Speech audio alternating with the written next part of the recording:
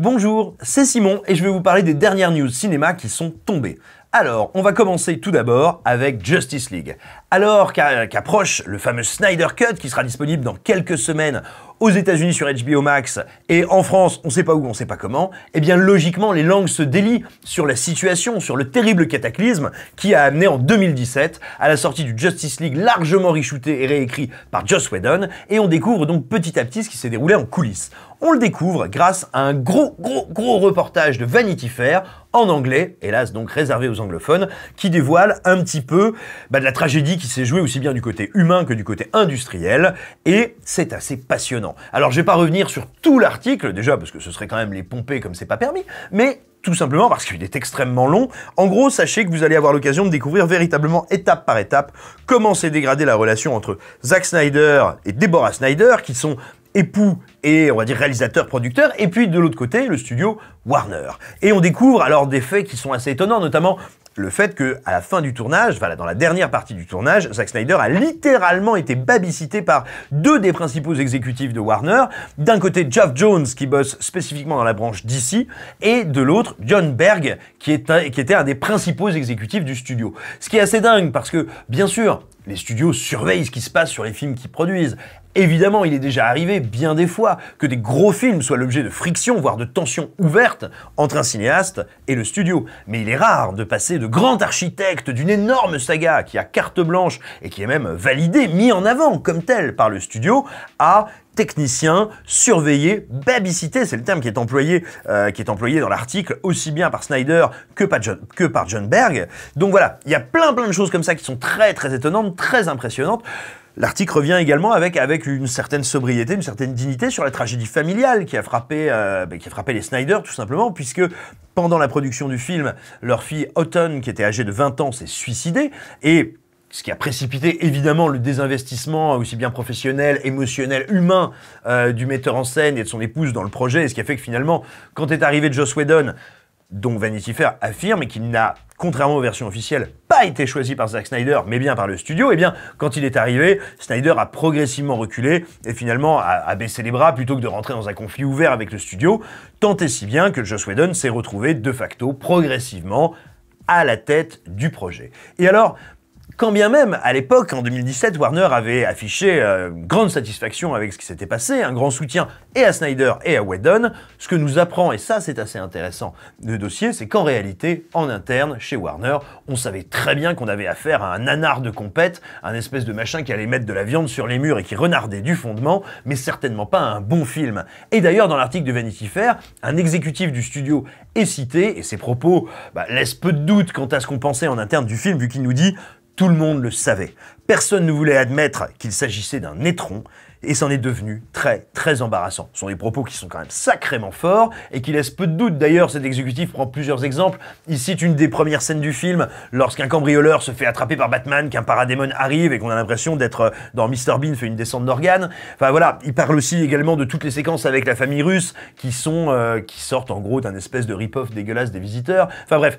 il égrène comme ça énormément de problèmes du film, et on se rend compte que oui, manifestement, chez Warner, on savait à quoi on avait affaire. Autre élément, alors qui n'est pas le point central de l'article, mais qui à mon sens est assez révélateur, encore une fois, c'est que l'article de Vanity Fair n'hésite pas à nous dire que, manifestement en interne, on est quand même bien conscient qu'il y a eu un véritable problème avec Joss Whedon. Joss Whedon, rappelons-le, ça a été le showrunner mythique de Buffy contre les vampires, ça a été le réalisateur adulé par l'industrie et par le public des deux premiers longs métrages Avengers, mais c'est également, aujourd'hui, un réalisateur qui est sous le feu de terribles critiques vis-à-vis du comédien Ray Fisher, qui travaillait sur Justice League, des critiques un peu plus tamisées, mais néanmoins bien réelles de la part de Gal Gadot, et des critiques, des accusations très fortes de l'essentiel du casting féminin de Buffy. Toutes ces critiques dénoncent, on va dire, une même chose, c'est-à-dire un comportement qui serait toxique, voire abusif, sur les plateaux sur lesquels il a travaillé vis-à-vis de ses équipes, et notamment de ses comédiens. Alors, l'exécutif de Warner qui est cité dans le papier de Vanity Fair, on va dire, ne s'engage pas totalement, mais emploie une formule qui est quand même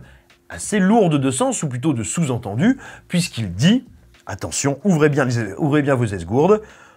pour n'importe quel réalisateur, la situation aurait été difficile, je n'en doute pas, mais la manière dont il a choisi de gérer tout ça, Joss va devoir vivre avec. Et qu'on soit bien d'accord, quand on dit de quelqu'un qu'il va devoir vivre avec les conséquences de ses choix ou de ses actions. En général, c'est pas parce qu'il a ressuscité des saints de l'Empire romain, c'est plutôt parce qu'il a passé une école primaire au napalm. Enfin, c'est un exemple de choix avec lequel on doit vivre.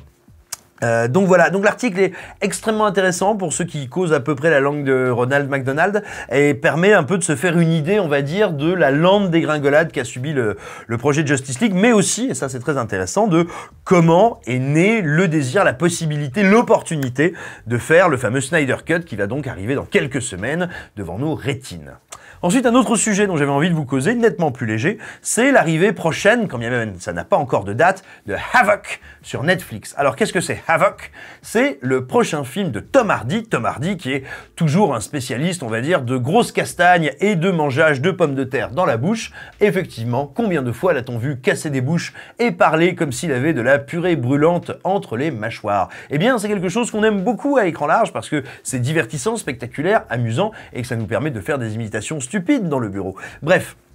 Ce film Havoc racontera l'histoire d'un policier qui doit sauver la vie du fils d'un politicien qui a été kidnappé tout en réussissant à résoudre une sombre affaire de corruption. Alors pourquoi est-ce que ce canevas finalement très classique nous intéresse? Parce que le film va être réalisé par Gareth Evans et que Gareth Evans, on vous en parlait il y a très peu de temps grâce à la série invraisemblablement violente et spectaculaire Gangs of London qui nous a offert quelques-uns des plus beaux moments de baston de ces dernières années. Pour mémoire, c'est une série qui se passe dans le milieu underground criminel de Londres et on va voir différents gangs s'affronter, on va dire, pour la suprématie dans la capitale britannique et ça se tamponne sévère la face, ça fait du bien, c'est invraisemblablement bien chorégraphié, il y a une atmosphère très particulière, des comédiens de haut vol. Bref, c'est un excellent moment qu'on vous recommande. Mais ça n'est pas la seule chose qu'a accompli Gareth Evans, puisqu'on lui doit les deux films The Raid et The Raid 2, qui sont deux énormes réussites du film de Castagne qui ont eu une influence immédiate, très très forte sur le genre, aussi bien en Occident qu'en Asie,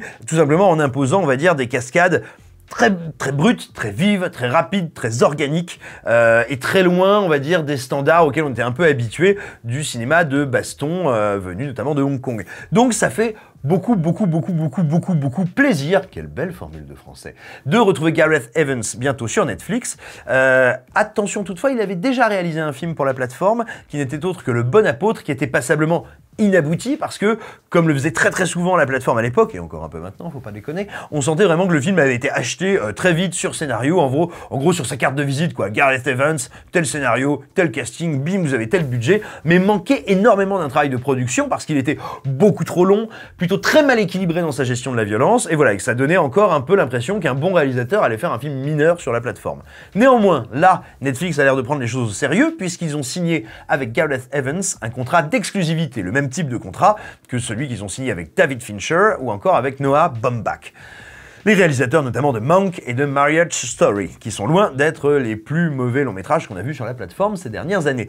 Donc ça signifie tout simplement qu'on n'est pas prêt de revoir Gareth Evans au cinéma avant un long moment, mais ça signifie aussi qu'on est bien prêt de revoir des longs métrages de lui, et ça nous fait plaisir. Reste à savoir dans quelles conditions il va pouvoir travailler, et dans quelle mesure Netflix sera un partenaire pertinent pour construire de nouveaux films. En tout cas, on espère que ça va être le cas, et que ça va, encore une fois, nous casser les yeux, nous casser la bouche, et nous tordre les membres dans tous les sens, parce que c'est un petit peu l'effet qu'a sur la physionomie du spectateur moyen les productions de Gareth Evans.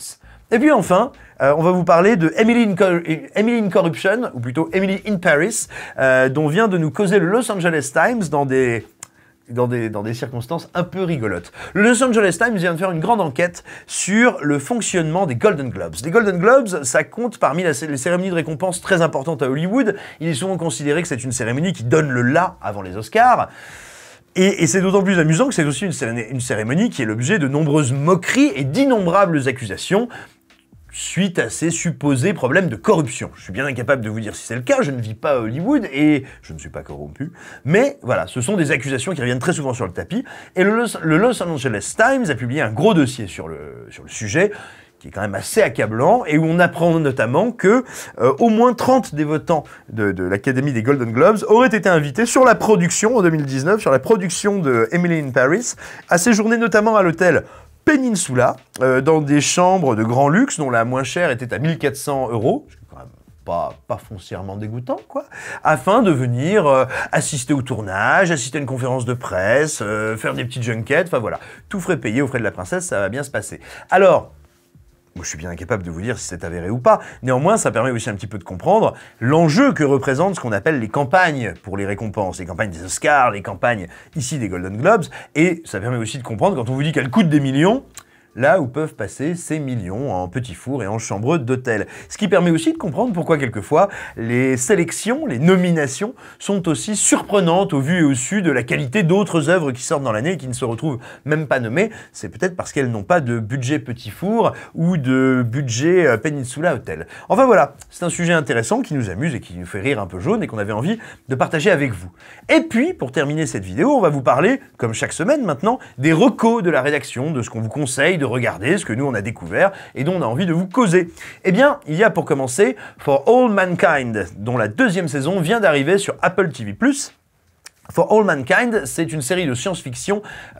uchronique où il y a tout simplement une séparation de notre ligne temporelle. En gros, on imagine que la conquête de l'espace et la guerre froide se sont passées de manière très différente de ce qui est arrivé dans notre histoire, dans l'histoire du XXe siècle. Et donc c'est assez intéressant parce que ça va faire de la conquête de la Lune et du débarquement sur la Lune un enjeu de tension entre les États-Unis, entre les États-Unis et l'URSS. Et ça, c'est plutôt une idée excitante. Et d'après Alexandre Janoviak, dont vous pouvez lire l'excellente critique sur notre site Écran Large, c'est une sacrée réussite. C'est une série qui est à la fois bien écrite, qui est à la fois excellemment produite, avec une très belle direction artistique, et avec des comédiens investis. Donc on vous conseille bien sûr de la regarder, mais on vous conseille avant ça d'aller en lire la critique détaillée sur Écran Large. Toujours sur Écran Large, pour accompagner l'arrivée du service Star sur Disney+,